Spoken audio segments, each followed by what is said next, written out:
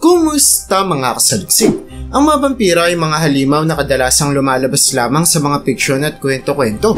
Pero paano kung mayroon palang mga tao sa ating kasaysayan na posibleng vampira pala? Kaya mula sinabuhay muling bangkay hanggang sa babaeng ginamit pangligo ang dugo ng mga tao, ay pag-usapan natin ang 5 malagim na kaso ng mga vampira sa kasaysayan. Kaya kung handa ka nang makilala sila ay simulan na natin. Number 5, Peter Blagojevich. Ang isa sa pinakauna at pinakamakasisayang kwento tungkol sa mga vampira ay ang nangyari kay Peter Blagojevich na nakatira noong 1700s sa isang nayon sa bansang Serbia na tinatawag na Kisilova, kung saan matapos pumanaw ni Peter ay ibinalitang bumalik ito sa kanyang bahay matapos ang 3 araw na talaga namang gumulat sa kanyang anak.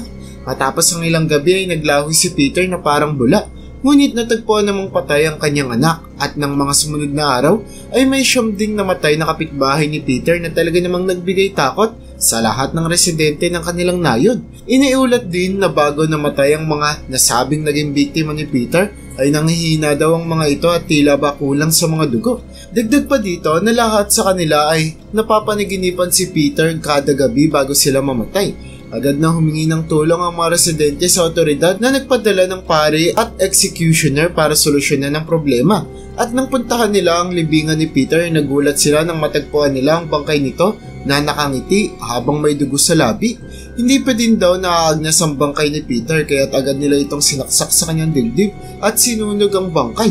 Matapos nila itong gawin ay inayos nila ang bangkay ng mga sinabing na biktima ni Peter at nilagyan ng mga puntod nito ng bawang at ilan pang mga pangkontra sa pagbabaka sakaling magaya ang mga ito kay Peter at maging vampira din. Kumusta mga kasaliksik? Ako po si John Mark Guzman, ang boses sa likod ng Saliksik TV. At ngayon ay gusto ko kayong imbitahan na mag-subscribe sa Saliksik Gaming kung saan maglalaro at mag-e-enjoy tayo. Kaya ano pang hinihintay mo? Subscribe na at see you there kasaliksik! Number 4, Mislata of Blow. May nakakatakot namang pangyayari noong 1706 sa Bohemia kung saan kagaya ni Peter ay may nabuhay ulit na tao matapos itong iulat na namatay na. Ito ay si Mislata na sinasabing naglalakad daw sa buong nayon habang kinakamusta ang mga nakakasalubong niyang kakilala na namamatay din matapos ang ilang mga araw sa hindi may paliwanag na dahilan. Dahil sa dami ng mga namatay dulot ni Mislata ay agad na pinahukay ang kanyang bangkay ng mga otoridad at sinaksak ang dibdib nito.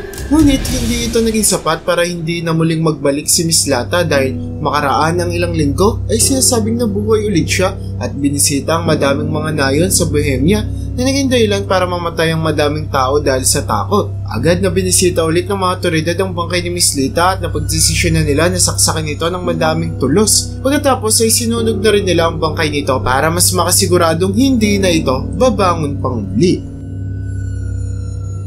Number 3, Johannes Cuncius.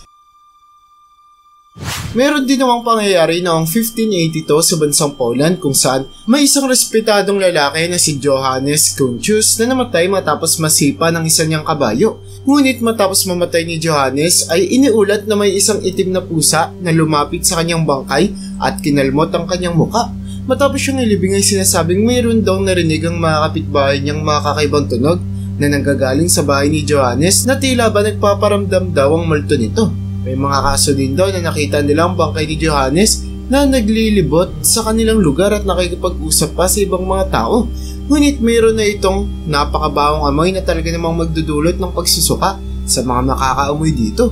Dahil sa pangamba at takot ng maraming tao ay napagdesisyonan na nilang suriin kung ano nga ba ang tunay na nangyari kay Johannes, kaya't hinukay nila ang kanyang bangkay na naging dahilan para magulat ang lahat dahil hindi pa rin naaagnas ang bangkay ni Johannes kahit ilang buwan na itong nakalibing. Agad nilang inisip na gawa ito ng demonyo kaya ay mga mangkukulam kaya't napagdesisyonan nilang sunugin na ang bangkay ni Johannes at matapos daw ang pagsunog na ito ay hindi na siya muling nagparamdam pa.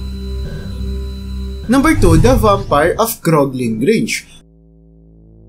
May isang kwento na nagmula sa bansang England noong 1875 hanggang 1876 kung saan nang maniraan ng 3 magkakapatid na sila Amelia kasama nila Edward at Michael Cranswell sa isang luma at abandonadong bahay ay meron silang kakaiba at hindi may paliwanag na naranasan.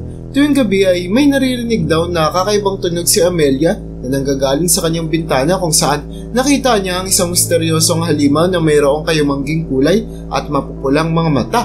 Pilit daw nitong binubuksan ng bintana para pasukin ang kwarto ni Amelia at sa kasamang palad ay nagtagumpay ito kung saan agad niyang sinugad at inatake ang babae na nakatamo ng kagat sa kanyang lalamunan.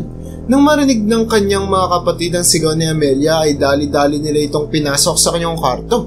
Ngunit mabilis na nakatakas ang halimaw. Makalipas ang ilang mga linggo ay nagpakita muli ang halimaw pero mabilis na sinundan ito ng magkakapatid kung saan nagawa pa nilang barilin ito sa isa nitong binti at makorner sa isang vault sa sementeryo na binuksan lamang nila ng umagang iyon at nakita nila ang bangkay ng halimaw sa loob ng isang kabaong habang may sugat ito sa binti. Dahil sa pruwebang ang bangkay ang halimaw na umaatake kay Amelia ay napagdesisyonan ng magkapatid na tuluyan na itong sunugin upang wala na itong mabiktima pa sa hinaharap.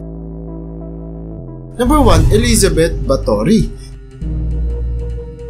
Sigurado akong kikilabutan kayo pag narinig ninyo ang kwento tungkol kay Elizabeth Bathory na inaakala ng marami na isang totoong vampira dahil sa kakaiba niyang mga ginagawa noong nabubuhay pa siya. Si Elizabeth ay isang mayamang babae sa bansang Hungary kung saan siya lumaki bilang isa sa pinakatanyag na serial killer sa kasaysayan. Sa kadila ng kasama ng kanyang 4 na katulong ay nagawa nilang mang-torture at pumatay ng daan-daang mga babae mula bata hanggang sa matatanda.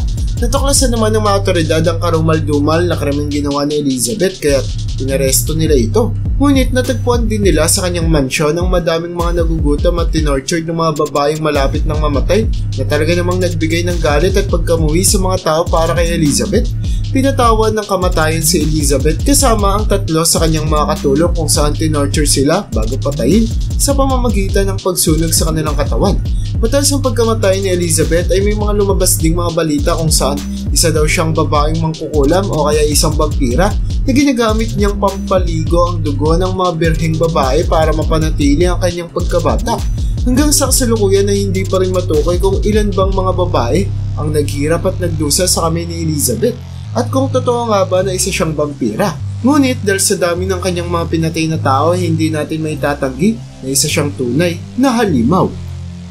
At yan ang bumabuo para sa listahan natin sa video na ito. Kahit wala pang matibay na ebidensyang nagpapatunay na totoo ang mga vampira, ay may ilan pa ding mga kwento na nagsasabing posibleng totoo ang mga halimaw na ito. Ngunit maging totoo man o hindi ang mga vampira, ay maaari pa din na isang ordinaryong tao ay maging isang ganap na halimaw dahil sa kanilang masasamang mga ginagawa. Kaya para sa'yo, sino sa mga ito ang tingin mong tunay na vampira? I-comment mo naman yan sa baba. At hanggang dito na lang muna ang aking bahagi. Hanggang sa muli mga kasaliksik, maraming salamat sa panonood. See you in my next video.